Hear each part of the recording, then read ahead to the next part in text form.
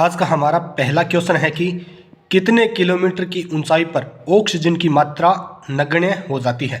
तो दोस्तों ये है एनसीईआरटी के कुछ फैक्ट जो अक्सर एग्जाम में पूछे जाते हैं। ये क्वेश्चन है जियोग्राफी के जो एनसीईआरटी से संबंधित हैं, अक्सर सभी एग्जाम में पूछे जाते हैं।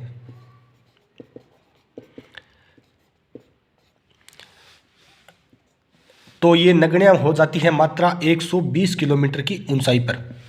दूसरा क्वेश्चन है कि वायुमंडल का दूसरा सबसे महत्वपूर्ण घटक कौन सा है। तो ओजोन O3 जिसे हम कहते हैं, ये वायुमंडल का दूसरा सबसे महत्वपूर्ण घटक होता है।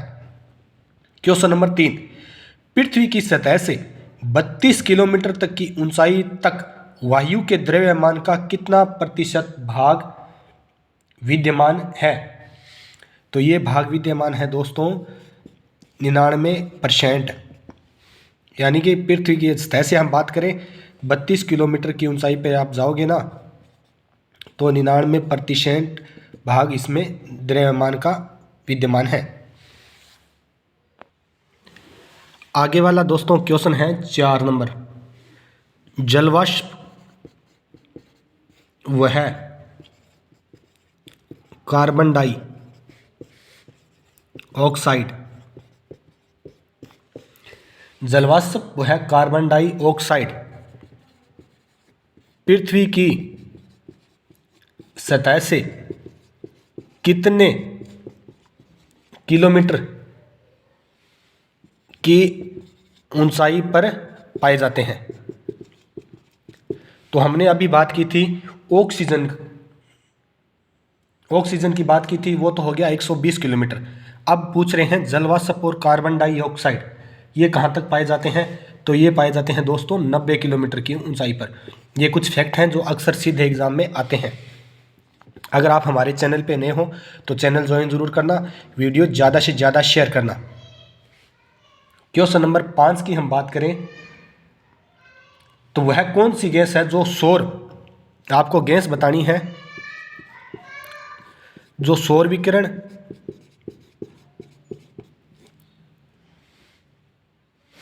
के लिए तो पारदर्शी, सौर विकिरण के लिए तो जो गैस पारदर्शी और जो पार्थिव विकिरण है ना,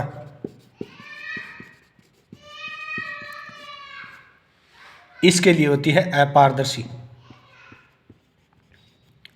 इस गैस का आपको नाम बताना है जो सौर विकिरण के लिए तो पारदर्शी और पार्थिव विकिरण के लिए अपारदर्शी होती है। तो ये गैस होती है दोस्तों कार्बन डाइऑक्साइड।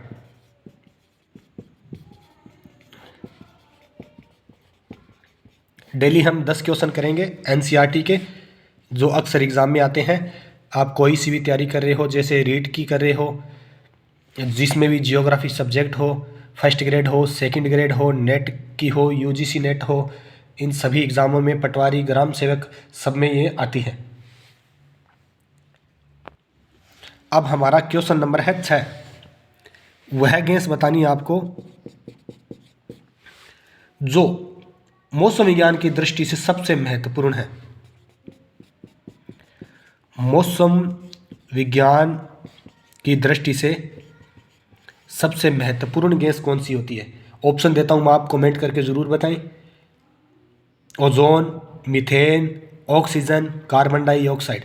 मौसम विज्ञान की बात करें हैं तो इसका भी आंसर होगा दोस्तों कार्बन डाइऑक्साइड। कार्बन डाइऑक्साइड मौसम विज्ञान की दृष्टि से बहुत ही महत्वपूर्ण गैस है। अब बात करते हैं क्वेश्चन नंबर 7 की।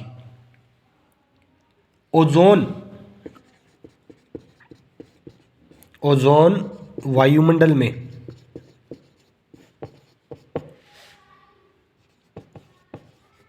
पृथ्वी की सतह से कितने किमी यानी किलोमीटर की ऊंचाई पे है। तो हमने पहले दोस्तों बात की थी किसकी, जलवाष्प और कार्बन डाइऑक्साइड की, जो हमने बताया था 90 किलोमीटर। और कार्बन डाइऑक्साइड हम, और उससे पहले हमने बात की थी ऑक्सीजन की। ऑक्सीजन हमने बताया था 120 किलोमीटर, जलवाष्प और कार्बन डाइऑक्साइड हमने बताया था 90 किलोमीटर। अब आपको बताना है ओजोन वायुमंडल में कहाँ तक है। तो ये दोस्तों 10 किलोमीटर से लेके 50 किलोमीटर के मध्य है। ये 10 किलोमीटर से 50 तक। ऑक्सीजन की हमने बात की थी, ये 120 किलोमीटर तक। और जलवाष्प और वह कार्बन डाइऑक्साइड की हमने बात की थी, वो था 90 किलोमीटर तक। ये क्वेश्चन अक्सर पूछे जाते हैं।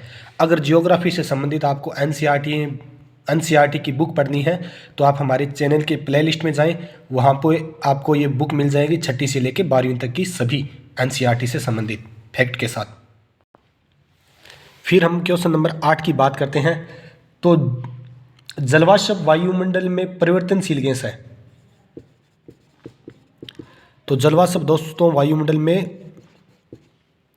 परिवर्तनशील गैस है, आपको पता है।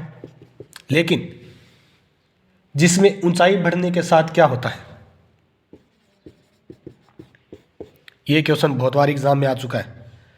ऊंचाई बढ़ने के साथ क्या होता है, आपके सामने ऑप्शन रखता हूं मैं। ऊंचाई बढ़ने से क्या परिवर्तन होता है, यानी घटती है ऊंचाई, बढ़ता है, स्थिर रहती है या नगण्य रहती है। तो ये ऑप्शन अगर आए जलवाष्प वायुमंडल में परिवर्तनशील गैस है जिसमें ऊंचाई बढ़ने के साथ क्या परिवर्तन होता है, तो ऊंचाई बढ़ने के साथ घटती है। अब हम बात करें क्वेश्चन नंबर 9। गर्म एवं उष्ण आर्द्र कटिबंध, गर्म एवं उष्ण आर्द्र कटिबंध में जलवाष्प हवा के आयतन का कितने प्रतिशत होती है। तो ये होती है दोस्तों 4%। गर्म एवं उष्ण आर्द्र कटिबंध में जलवाष्प हवा के आयतन का 4% होती है। आज का हमारा अंतिम क्वेश्चन दोस्तों कि विषुवत से ध्रुव की तरफ जाने पर जलवाष्प की मात्रा में क्या परिवर्तन होता है। तो ये जैसे पूरी पृथ्वी है, आप विषुवत 0 डिग्री पे हो, तो यहाँ से आप ध्रुव की तरफ हो जाओगे तो जलवाष्प में क्या परिवर्तन होगा। तो इसका आंसर होगा दोस्तों कमी होगी जलवाष्प में, क्योंकि ध्रुवों की ओर जलवाष्प 1 है और यहाँ पे विषुवत रेखा पर सूर्य अधिक चमकता है, तो यहाँ पे 4% है, ऊपर की तरफ 1% है, तो इसमें कमी होगी।